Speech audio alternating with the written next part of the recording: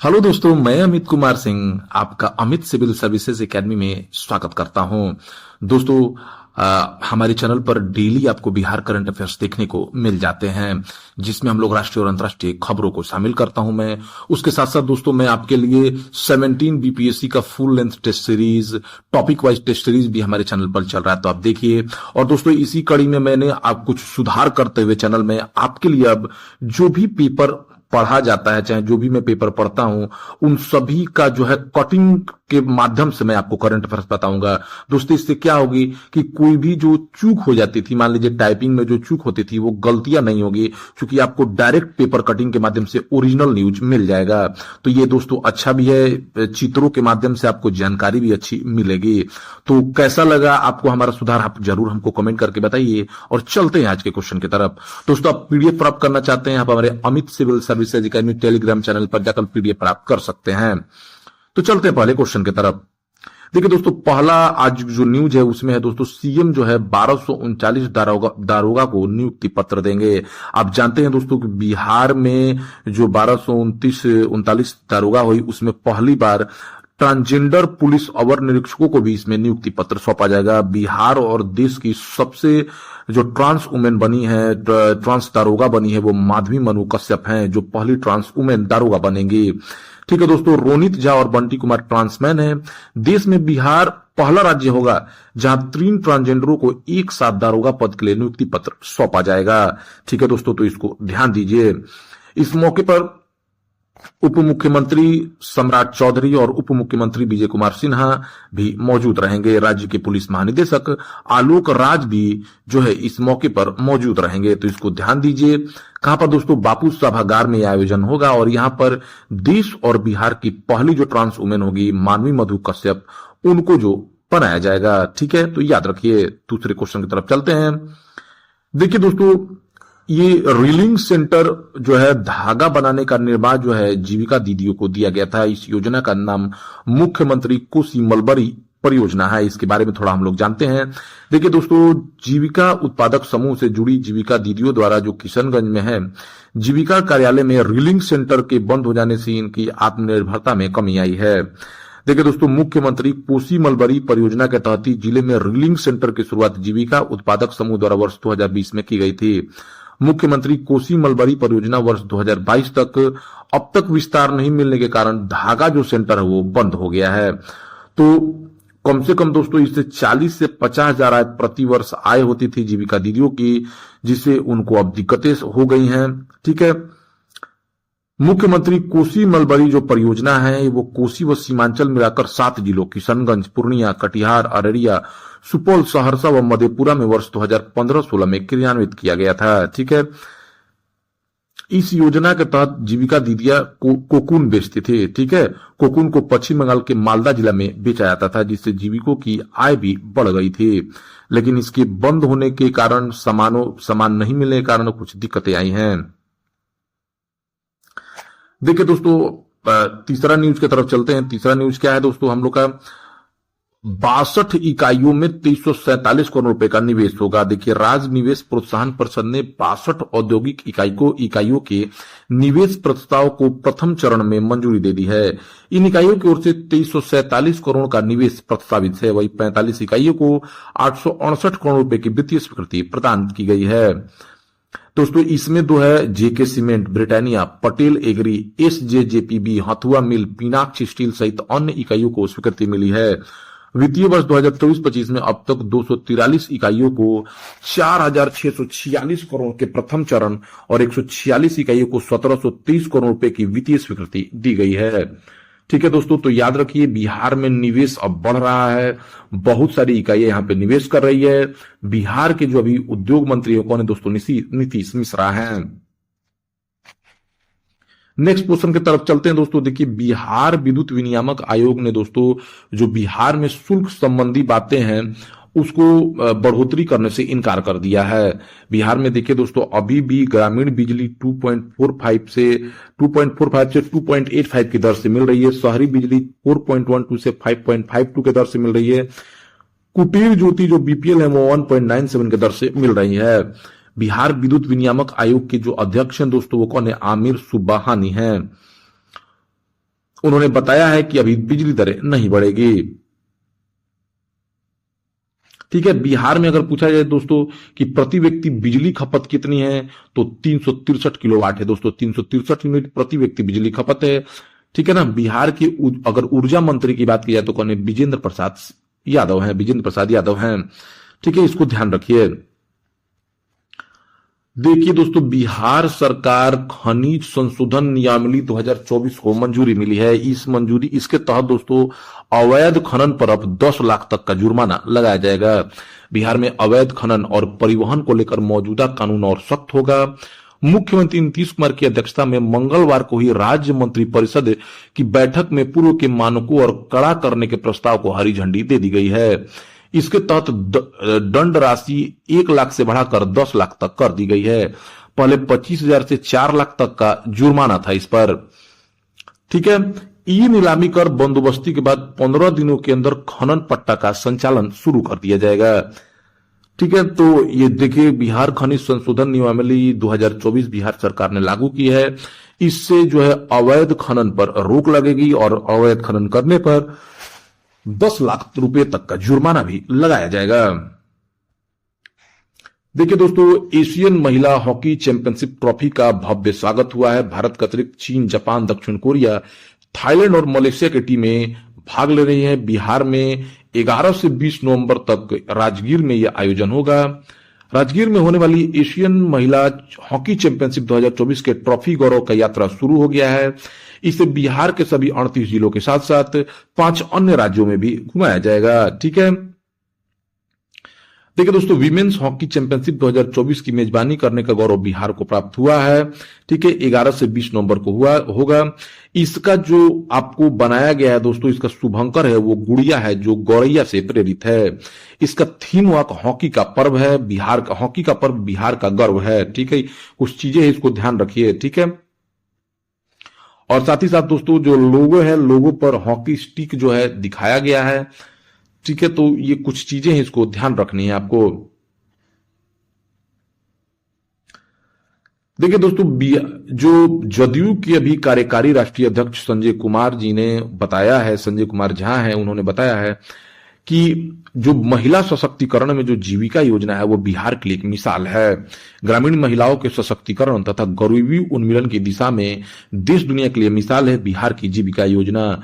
मुख्यमंत्री नीतीश कुमार की दूरगामी पहल जीविका के तहत 10.63 लाख से अधिक स्वयं सहायता समूह बने हैं। इससे जुड़कर बिहार के गरीब परिवारों के करीब 1,34,00,000 से अधिक महिलाएं अपने खुद से आत्मनिर्भर हुई हैं। गरीबी उन्मूलन की इस बहुआयामी योजना से ग्रामीण महिलाओं के आर्थिक सशक्तिकरण के साथ साथ समाज में उनका मान सम्मान भी बढ़ा है। देखिए दोस्तों, नेक्स्ट क्वेश्चन की तरफ चलते हैं। देखिए दोस्तों, सीजेआई चंद्रचूड़ सिंह, डीवाई चंद्रचूड़ जो भारत के मुख्य न्यायाधीश हैं, उन्होंने सुप्रीम कोर्ट के अगले मुख्य न्यायाधीश की घोषणा कर दी है। संजीव खन्ना को उन्होंने केंद्र सरकार को पैरवी की है उनका बनाने के लिए। 10 नवंबर 2024 को सुप्रीम कोर्ट के मुख्य न्यायाधीश डीवाई चंद्रचूड़ अपने पद से रिटायर हो रहे हैं। देश के अगले चीफ जस्टिस के लिए उन्होंने जस्टिस संजीव खन्ना का नाम केंद्र सरकार को भेज दिया है। न्यूज 18 ने अपनी रिपोर्ट में सीजीआई कार्यालय के सूत्रों के हवाले से जानकारी दी है। आपको बता दें कि सुप्रीम कोर्ट के मुख्य न्यायाधीश की नियुक्ति आमतौर पर वरिष्ठता के सिद्धांत पर होती है। देखिए दोस्तों, हरियाणा में जो है जो भाजपा है उसने 48 सीटें जीती है। नायब सिंह सैनी दूसरी बार हरियाणा के सीएम बनने वाले हैं, बन रहे हैं। ठीक है दोस्तों, हरियाणा के सीएम बनेंगे। नायब सिंह सैनी दूसरी बार हरियाणा के मुख्यमंत्री पद की शपथ लेने जा रहे हैं। प्रधानमंत्री नरेंद्र मोदी सहित भाजपा के कई दिग्गज नेता इस कार्यक्रम में शामिल हो सकते हैं।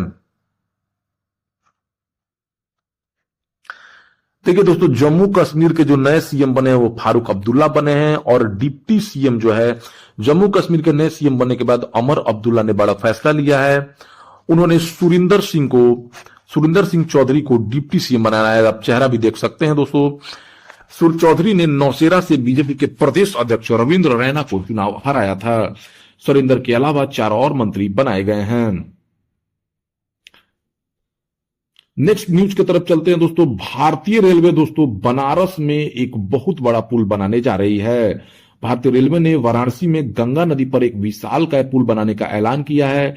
यह रेलवे का अब तक का सबसे लंबा पुल होगा। इस पर 4 रेलवे लाइन और 6 लेन हवाई बनाया जाएगा। यह पुल वर्तमान में सेवाएं दे रहे 137 साल पुराने मालवीय ब्रिज की जगह लेगा। इस पुल पर सरकार 2642 करोड़ रुपए खर्च करेगी। वाराणसी से Pandit Deendayal Upadhyay rail road bridge से न सिर्फ ट्रेवलिंग आसान हो जाएगा, बल्कि ट्रांसपोर्ट कास्ट और कार्बन उत्सर्जन में भी कमी आएगी। यह पुल सालाना 638 करोड़ रुपए की बचत करेगा। ठीक है दोस्तों, नेक्स्ट क्वेश्चन की तरफ चलते हैं। हाँ, नायब सिंह सैनी के बारे में एक चीज छूट गया था दोस्तों, ये ना ठीक ही है। नेक्स्ट को आगे चलते हैं। मुख्यमंत्री नीतीश कुमार ने दोस्तों किसानों को दिवाली से पहले फसल क्षतिपूर्ति का मुआवजा देने का ऐलान किया है। इसके साथ साथ उन्होंने 405 करोड़ की योजनाओं का उद्घाटन और शिलान्यास भी किया है।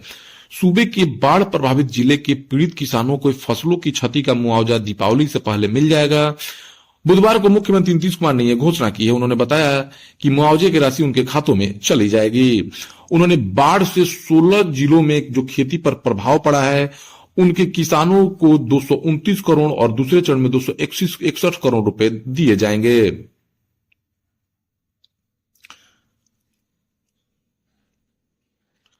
आगे चलते हैं दोस्तों।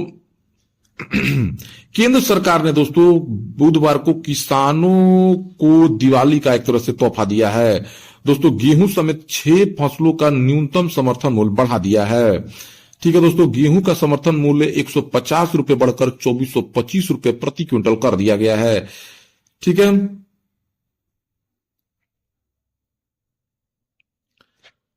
हाल देखिए दोस्तों, हमारे जो विदेश मंत्री एस जयशंकर हैं वह अभी पाकिस्तान की यात्रा पर हैं। वहां पर वह एससीओ सम्मेलन में भाग ले रहे हैं, संघाई सहयोग सम्मेलन में। उन्होंने वहां से पाकिस्तान को 2 टूक बोला है कि आतंकवाद और व्यापार साथ साथ नहीं किया सकता है। अगर आपको व्यापार करना है तो आतंकवाद को छोड़ना पड़ेगा।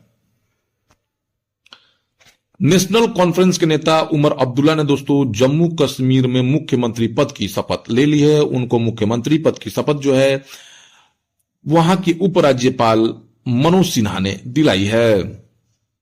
इस अवसर पर लोकसभा के प्रतिपक्ष राहुल गांधी और प्रियंका गांधी भी मौजूद रहे। दोस्तों बिहार का जो मुंगेर वानिकी महाविद्यालय है उसको अब शोध प्रशिक्षण संस्थान बनाया जाएगा। वानिकी महाविद्यालय मुंगेर को सरकार बड़ा स्वरूप देने जा रही है। यह संस्थान अब बिहार वानिकी महाविद्यालय एवं शोध संस्थान के रूप में जाना जाएगा। भविष्य में इसे डीम्ड यूनिवर्सिटी बनाने की भी योजना है। पर्यावरण, वन एवं जलवायु परिवर्तन विभाग मंत्री प्रेम कुमार की तरफ से यह कहा गया है कि एक भाग में वानिकी कॉलेज होगा और इसमें वानिकी से संबंधित पठन पाठन कार्य संपादित किए जाएंगे। यह कार्य बिहार कृषि विश्वविद्यालय सबौर से संबंध होगा। दूसरे भाग में शोध संस्थान होगा। यहाँ वनों एवं वन्य प्राणियों से संबंधित अनुसंधान एवं प्रशिक्षण संबंधी कार्य किए जाएंगे। साथ ही यहाँ वन विभाग के क्षेत्रीय और अन्य स्तर के पदाधिकारियों कर्मियों के प्रशिक्षण की भी सुविधा रहेगी।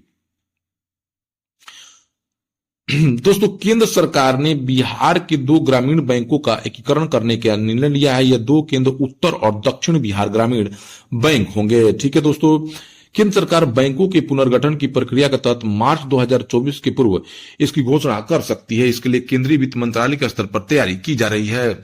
राज्य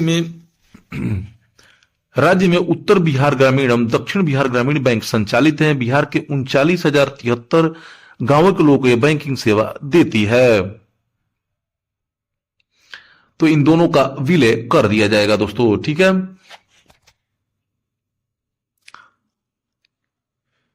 केंद्रीय गृह राज्य मंत्री नित्यानंद राय के नेतृत्व में उच्च स्तरीय भारतीय प्रतिनिधिमंडल ने मनीला फिलीपींस में आपदा जोखिम न्यूनीकरण पर एशिया प्रशांत मंत्रिस्तरीय सम्मेलन में भाग लिया है। दोस्तों ये इंपॉर्टेंट क्वेश्चन है, ध्यान दीजिए। मनीला फिलीपींस में आपदा जोखिम न्यूनीकरण पर एशिया प्रशांत मंत्रिस्तरीय सम्मेलन में जो है भाग लिया है केंद्रीय गृह राज्य मंत्री नित्यानंद राय ने। सम्मेलन का उद्घाटन फिलीपींस गणराज्य के राष्ट्रपति बोंगबोंग मार्कोस ने किया है। इस सम्मेलन में एशिया प्रशांत क्षेत्र के मंत्री और नीति निर्माता जलवायु संबंधी चुनौतियों के मद्देनजर आपदा जोखिम को कम करने की रणनीतियों पर चर्चा करेंगे। देखिए दोस्तों, इसमें कुछ चीजें आप जान लीजिए। भारत द्वारा की गई पहल के बाद आपदा से जुड़े समूह में 47 देश हैं।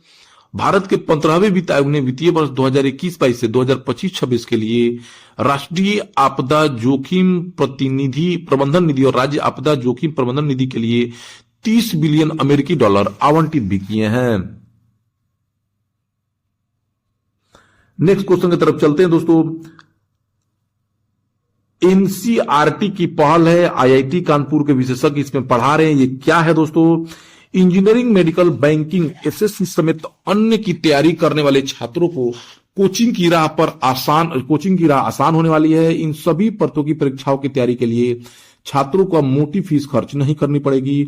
नहीं शिक्षण संस्थानों में भीड़ बकरियों के साथ एक साथ हजारों की संख्या में बैठकर पढ़ने में परेशानी होगी। इन परीक्षाओं की तैयारी करने में अब छात्रों की मदद साथ ही करेगा। दरअसल राष्ट्रीय शैक्षणिक अनुसंधान और प्रशिक्षण परिषद ने अपनी वेबसाइट पर इन प्रतियोगी परीक्षाओं की तैयारी करने वाले छात्रों के लिए सेल्फ असेसमेंट टेस्ट एवं हेल्प फॉर एंट्रेंस एग्जाम साथी योजना की शुरुआत की है। यानी साथी योजना के तहत आप आईआईटी कानपुर के विशेषज्ञों से आप मेडिकल और इंजीनियरिंग की तैयारी आराम से कर सकते हैं। आपको कोचिंग संस्थानों में फीस ज्यादा खर्च करने की जरूरत नहीं पड़ेगी। इस पोर्टल पर छात्र अपना रजिस्ट्रेशन कराकर देश की नामी गिरामी शिक्षण संस्थाओं के प्रोफेसर से मार्गदर्शन ले सकेंगे। मेडिकल, इंजीनियरिंग और बैंकिंग एसएससी की निःशुल्क कोचिंग होगी। हिंदी, अंग्रेजी, तेलुगु, मराठी समेत अन्य क्षेत्रीय भाषाओं में भी मार्गदर्शन मिलेगा। एनसीईआरटी ने आईआईटी कानपुर के साथ मिलकर यह पहल की शुरुआत की है। पहला खो खो विश्व कप 13 जनवरी से दोस्तों दिल्ली में आयोजित किया जाएगा। ये ध्यान रखिए। Kho kho federation of India के अध्यक्ष सुधांशु मित्तल ने इसे ओलंपिक खेलों का हिस्सा बनाने के लिए प्रयासरत हैं।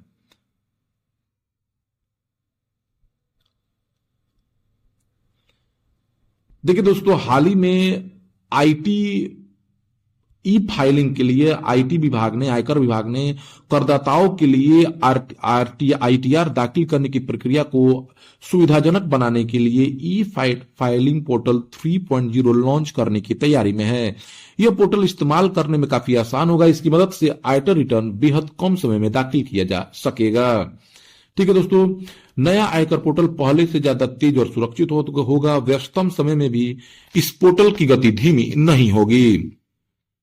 करदाता बिना किसी अवरोध या अटके अपना आईटीआर दाखिल कर पाएंगे। आईटीआर फॉर्म पहले की तुलना में काफी तेजी से प्रोसेस होगा।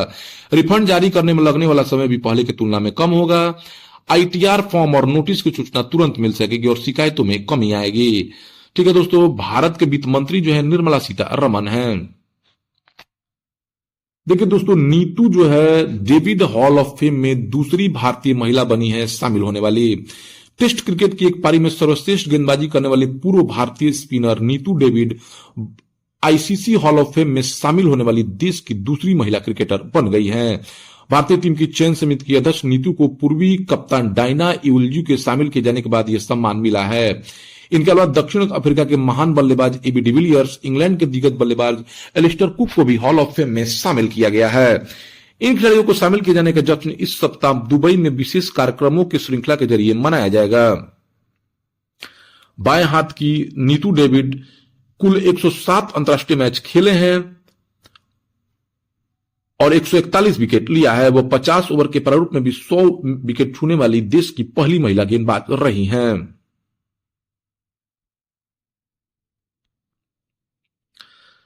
देखिए दोस्तों, पहली बार राफ्टिंग करती 5 महिलाएं जाएंगी गंगा सागर। देश की 5 महिलाएं पहली बार राफ्टिंग करते हुई गंगा की जननी गंगोत्री से लेकर समापन स्थल गंगा सागर तक पहुंचेगी। 2 नवंबर को उत्तराखंड के देवप्रयाग, जो गंगा नदी का उद्गम स्थल है, से राफ्टिंग का अभियान शुरू होगा, जो उत्तराखंड से होते हुए यूपी, बिहार और झारखंड होकर बंगाल तक जाएगा। बिहार में छपरा, पटना, मोकामा, मुंगेर और भागलपुर से दल गुजरेगा। राफ्टिंग दल गंगा के जन्म से अंत तक यानी 2325 किलोमीटर की दूरी 53 दिन में पूरा करेगा। बिहार में छपरा, पटना और मोकामा, मुंगेर और भागलपुर से दल यह गुजरेगा। यह राफ्टिंग अभियान 9 हार्ड लोकेशनों पर रुकते हुए 24 दिसंबर को कोलकाता के डायमंड हार्बर में समाप्त होगा। National mission for clean Ganga के सहयोग से बीएसएफ की इस अभियान में पहली बार गंगा में नौकायन करती महिलाओं का दल हाट पर रुककर गंगा को साफ सुथरा रखने का भी संदेश देगा। अभियान का नाम all women Ganga river rafting expedition 2024 दिया गया है। मुंबई इंडियंस के नए गेंदबाजी कोच जो हैं दोस्तों वो महाम्ब्रे बनाए गए हैं।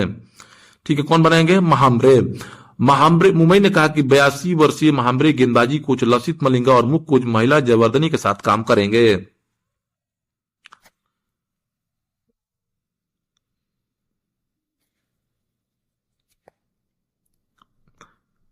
देखिए दोस्तों, गेहूं का केंद्र सरकार ने रबी फसलों पर एमएसपी 300 रुपए तक बढ़ा दी है। सरकार ने लगभग दोस्तों गेहूं का समर्थन मूल्य पिछले वर्ष के 2275 रुपए प्रति क्विंटल से बढ़ाकर 2425 रुपए प्रति क्विंटल कर दिया है। ये एक रिकॉर्ड बढ़ोतरी है। उन्होंने कहा कि तिलहन के घरेलू उत्पादन को बढ़ाने के लिए सरसों का बीज का समर्थन मूल्य 300 रुपए बढ़ाकर 5950 रुपए प्रति क्विंटल किया गया है। कुसुम का समर्थन मूल्य 140 रुपए बढ़ाकर 5940 रुपए प्रति क्विंटल कर दिया गया है। पिछले वर्ष 5800 रुपए प्रति क्विंटल था। मसूर का समर्थन मूल्य भी 275 रुपए बढ़ाकर 6700 रुपए प्रति क्विंटल कर दिया गया है, जबकि चने की एमएसपी 210 रुपए बढ़ाकर 5650 रुपए प्रति क्विंटल कर दी गई है। जौ का समर्थन मूल्य 130 रुपए बढ़ाकर 1980 रुपए प्रति क्विंटल किया गया, जो पिछले वर्ष 1805 रुपए 50 रुपए प्रति क्विंटल था।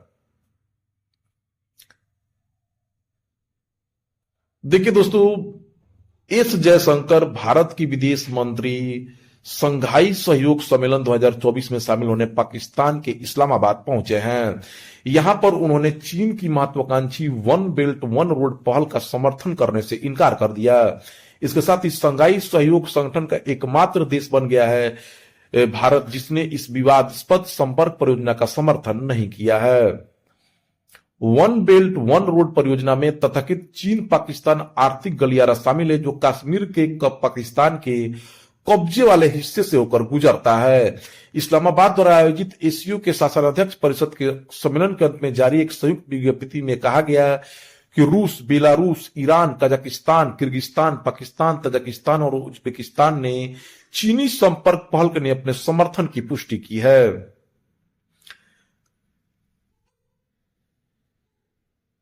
Bharat one belt one project इस पहले बेल्ट एंड रोड इनिशिएटिव के नाम से जाना जाता था कि कड़ी आलोचना करता है। परियोजना में तथाकथित चीन पाकिस्तान आर्थिक गलियारा शामिल है, जो कश्मीर के पाकिस्तान के कब्जे वाले हिस्से से होकर गुजरता है। चीन ने इसी कारण से इसका विरोध किया है। चीन और रूस ने इस सहयोग सम्मेलन में क्षेत्रीय सहयोग और आर्थिक एकीकरण के महत्व पर जोर दिया तथा आतंकवाद का मुकाबला करने के लिए संघाई सहयोग संगठन का भीतर मजबूत साझेदारी का आह्वान किया है। चीन के इस सम्मेलन में चीनी प्रधानमंत्री ली कियांग भी शामिल हुए। रूसी प्रधानमंत्री मिखाइल मिशुगुस्टीन भी शामिल हुए थे। एसीओ शासनाध्यक्ष परिषद की अगली बैठक 2025 के रूस में की जाएगी। ठीक है दोस्तों, तो ये कुछ बातें हैं। तो एसीओ सम्मेलन कहां हो रहा है? तो पाकिस्तान के इस्लामाबाद में। आईआईटी इंदौर ने बनाया है शुद्ध हाइड्रोजन उत्प्रेरक। देखिए दोस्तों, इंदौर के भारतीय प्रौद्योगिकी संस्थान ने हरित ऊर्जा की दिशा में नौचारी पहल के तहत मिथेनॉल से शुद्ध हाइड्रोजन गैस का कम लागत में उत्पादन करने वाला उत्प्रेरक विकसित किया है। आईआईटी के अधिकारी ने बताया कि यह उत्प्रेरक आईआईटी इंदौर के रसायन विज्ञान विभाग के प्रोफेसर संजय की सिंह के नेतृत्व में विकसित किया गया है। यह उत्प्रेरक 130 डिग्री सेल्सियस के तापमान पर मिथेनॉल से शुद्ध हाइड्रोजन का उत्पादन करता है। देखिए दोस्तों, कोसी मेची नदी जोड़ योजना का डीपीआर बन गया है। इसके लिए 14 करोड़ रुपए मंजूर किए गए हैं। इस योजना से अररिया, किशनगंज, पूर्णिया और कटिहार जिले के 2.5 लाख हेक्टेयर खेतों तक सिंचाई का पानी पहुंचता है। मुख्यमंत्री नीतीश कुमार की अध्यक्षता में इसको हरी झंडी दिखाई गई है। इसके साथ साथ दोस्तों, कुंड घाट जलाशय योजना जुलाई 2025 तक तैयार होगी। कुंड घाट जलाशय परियोजना है दोस्तों, वो किस जिले में है, आप बता दीजिए इसको। तो ये कुछ चीजें हैं दोस्तों, आगे चलते हैं। हाँ, ये इंपॉर्टेंट है, इसको देखते हैं। मानसून के विदा होते ही वायु प्रदूषण का ग्राफ बढ़ने लगा है। देखिए दोस्तों, पटना की जो हवा है वो अब दिल्ली और ग्रेटर नोएडा से भी खराब हो गई है। पटना का सूचकांक 206 पाया गया है। ठीक है, केंद्रीय प्रदूषण नियंत्रण परिषद द्वारा देश भर के 248 शहरों का वायु गुणवत्ता सूचकांक जारी किया गया है। इसमें 11 ऐसे शहर थे जिनका सूचकांक 200 से 300 बीच पाया गया। दिल्ली का सूचकांक 200 रहा है। तो पटना की हवा अब दिल्ली और ग्रेटर नोएडा से भी खराब हो गई है दोस्तों। इंस्पायर अवार्ड 2024-25 के लिए आइडिया भेजने की अंतिम तिथि मंगलवार को समाप्त हो गई। बिहार ने लक्ष्य का 50% पार कर लिया है, लेकिन आइडिया भेजने में बिहार अभी भी पीछे है। विज्ञान और प्रौद्योगिकी विभाग भारत सरकार ने 50,000 नवाचारी आइडिया का लक्ष्य तय किया था। इसमें से बिहार से करीब 34,000 आइडिया ही भेजे गए हैं। बिहार के सभी 38 जिलों के विभिन्न स्कूलों से आइडिया भेजे गए हैं। सबसे बेहतर प्रदर्शन वैशाली जिले का है, वही अररिया सबसे निचले पायदान पर है।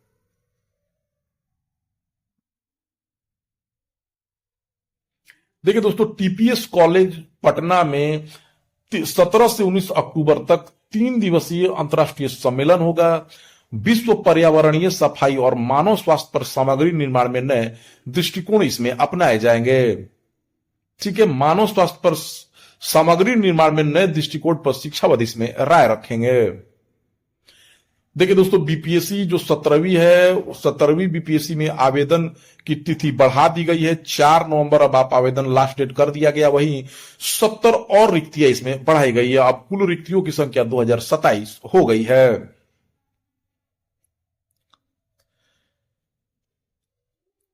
बिहार के पंचायती राज मंत्री केदार प्रसाद गुप्ता ने पंचायतों को एक दूसरे का सहयोग लेने का निर्णय लिया है। इसके तहत दूसरी पंचायतों के बेहतर काम से पंचायत प्रतिनिधि सीख लेंगे। इसके लिए मापदंड पर बेहतर काम करने वाले ग्राम पंचायतों का भ्रमण एवं अन्य पंचायत के प्रतिनिधियों को कराया जाएगा।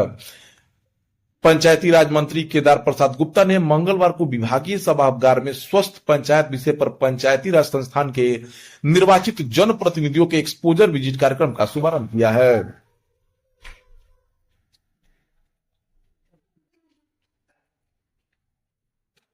देखिए दोस्तों, बिहार ने वर्ष 2070 तक राज्य को कार्बन न्यूट्रल बनाने का संकल्प लिया है। बिहार जलवायु परिवर्तन के प्रभावों के प्रति अत्यधिक संवेदनशील है। बिहार की जलवायु अनुकूलन एवं न्यून कार्बन उत्सर्जन विकास रणनीति पर आयोजित कार्यशाला में बोलते हुए यह बात बताई गई है कि बिहार वर्ष 2070 तक राज्य को कार्बन न्यूट्रल बनाने का संकल्प लिया गया है।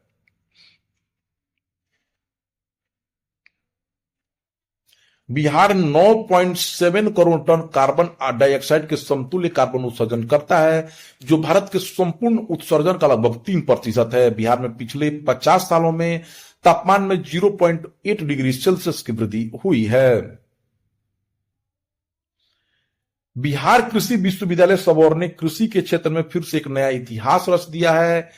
बिहार कृषि विश्वविद्यालय सबौर ने 2 विपरीत प्रकृति की फसलों की पैदावार एक साथ की है।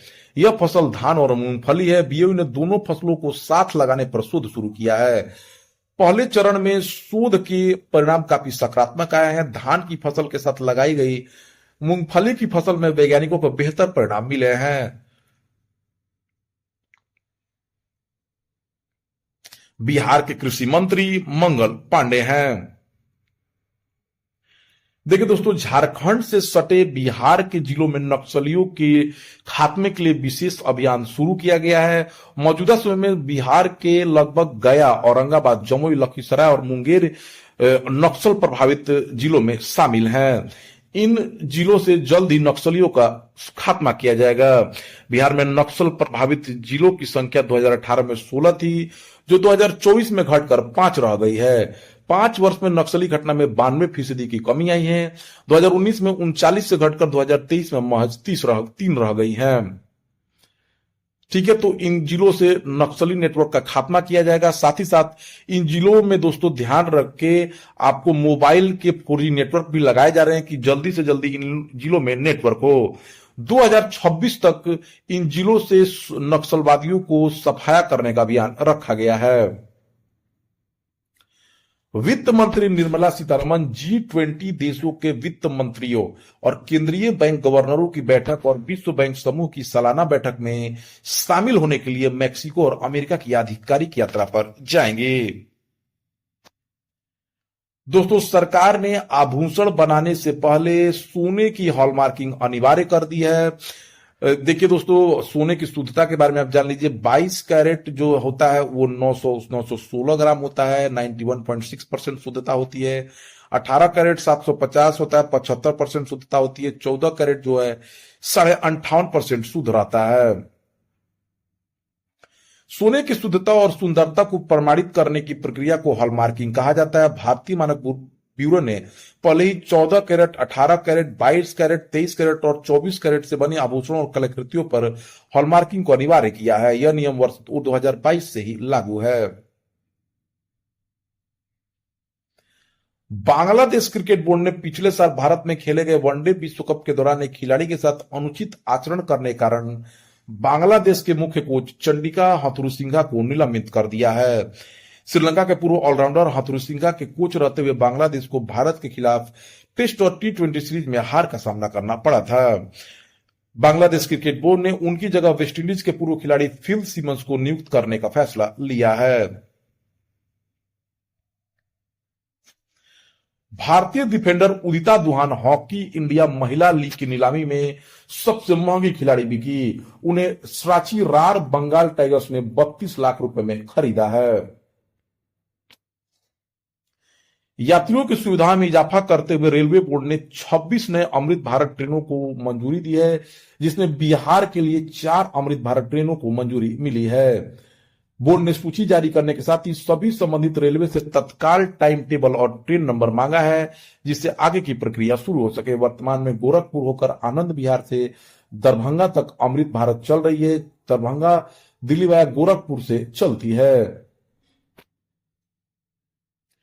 देश में 2028 से 6G इंटरनेट सेवा शुरू हो जाएगी। ऐसा हुआ तो 2030 तक यह नेटवर्क पूरे देश में शुरू हो जाएगा।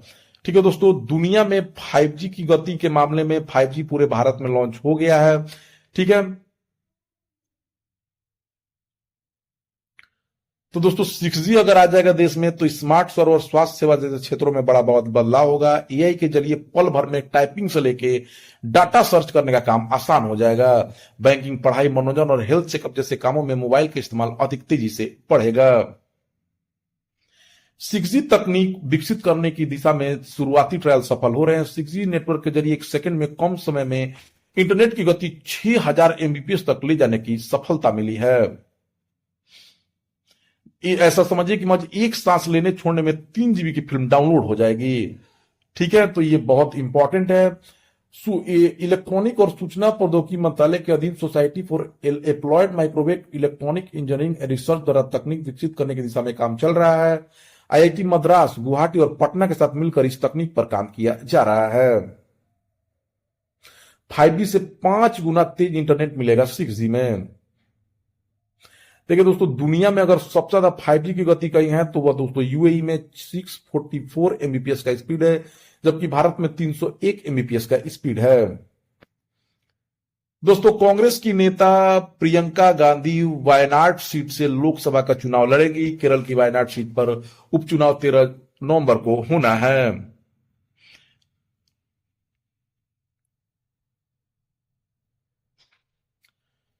दिल्ली में आयोजित अंतर्राष्ट्रीय दूरसंचार संघ और इंडिया मोबाइल कांग्रेस के उद्घाटन सत्र के दौरान पीएम मोदी ने कहा कि उड्डयन क्षेत्र के लिए समान वैश्विक नियम है। अब डिजिटल वर्ल्ड भी उसी तरह नियम बनाएंगे।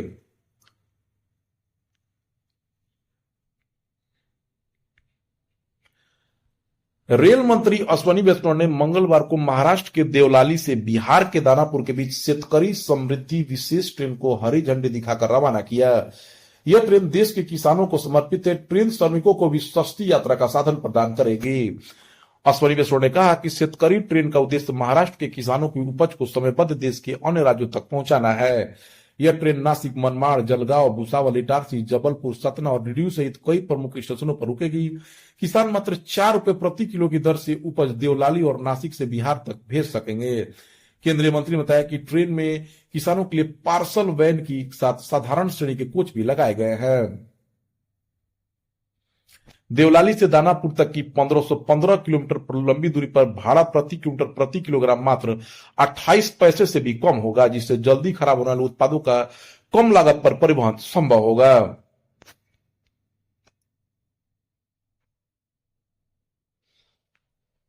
इटली की प्रधानमंत्री जॉर्जिया मेलोनी ने कहा है कि वह लेबनान में उस क्षेत्र का दौरा करेंगी जहां इटली के सैनिक संयुक्त राष्ट्र मिशन का हिस्सा है। इजराइल पर आरोप है कि उसकी सेना ने इटली के शांति सैनिकों पर गोलीबारी की है। ठीक है, मेलोनी के नेतन्याहू के यूएन से शांति सैनिकों को हटाने के आह्वान को खारिज कर दिया है। विदेश मंत्री एस जयशंकर संघाई सहयोग सम्मेलन में शामिल होने इस्लामाबाद पहुंचे हैं। इस्लामाबाद के नूर खान एयरबेस पर वह उतरे। एयरबेस पर वरिष्ठ पाकिस्तानी अधिकारियों ने उनका स्वागत किया। इसके साथ साथ वह पाकिस्तान के प्रधानमंत्री शहबाज शरीफ से भी मिले हैं। मणिपुर में शांति बहाली के प्रयास के तहत पहली बार मैतेई, कुकी और नागा समुदायों के विधायकों के साथ बैठक हुई है। राज्य में करीब 17 महीने पहले भड़की हिंसा में जाति हिंसा कारण संघर्षरत राज्य के विकास के लिए इस बैठक का आयोजन किया गया है। खालिस्तानी आतंकी हरदीप सिंह निज्जर की हत्या को लेकर कनाडा और भारत आमने सामने हैं। दोनों देशों में तनाव लगातार बढ़ता जा रहा है। भारत ने मंगलवार को कनाडा द्वारा अपने देश में आपराधिक गिरोहों से भारतीय एजेंटों को जोड़ने के प्रयासों को खारिज कर दिया है। भारत ने कहा कि कनाडा के अधिकारियों का दावा कि उसने निज्जर मामले में भारत को विश्वसनीय सबूत पेश किए हैं, जो बिल्कुल सच नहीं है। भारत ने कनाडा के प्रधानमंत्री जस्टिस ट्रूडो के उस आरोपों को भी खारिज कर दिया है। इसके साथ साथ कनाडा के आरोपों को खारिज करते हुए भारत ने अपने सारे उच्चायुक्तों को कनाडा से वापस बुला लिया है। नेपाल तिब्बत सीमा पर मौजूद माउंट चोयू के शिखर पर पहुंचने वाले उत्तराखंड के पिथौरागढ़ निवासी शीतल राज पहली भारतीय महिला बन गई हैं। बता दें कि माउंट चोयू दुनिया का छठा सबसे ऊंचा पर्वत है। 29 वर्षीय शीतल ने 8,188 मीटर ऊंचे पर्वत के शिखर पर फतह पाई है। करीब 2 साल पहले शीतल बुरी तरह जख्मी हो गई थी।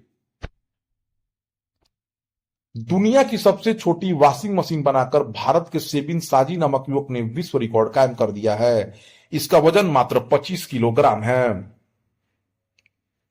यह मशीन देखने में किसी खिलौने जैसी लगती है, लेकिन असल में काम भी करती है। केरल स्थित कंजीरापल्ली के रहने वाले सेबिन साजी ने अपनी इस अनोखे आविष्कार के जरिए अपना नाम गिनीज वर्ल्ड बुक रिकॉर्ड में शामिल कर लिया है। तो दोस्तों, यह रहा आपको आज का 15, 16, 17 का सभी इंपॉर्टेंट करंट अफेयर्स। तो दोस्तों, कैसा लग रहा है ये नया सेशन, आप जरूर बताइए और हमारे चैनल से जुड़ जाइए। Thank you for watching my video.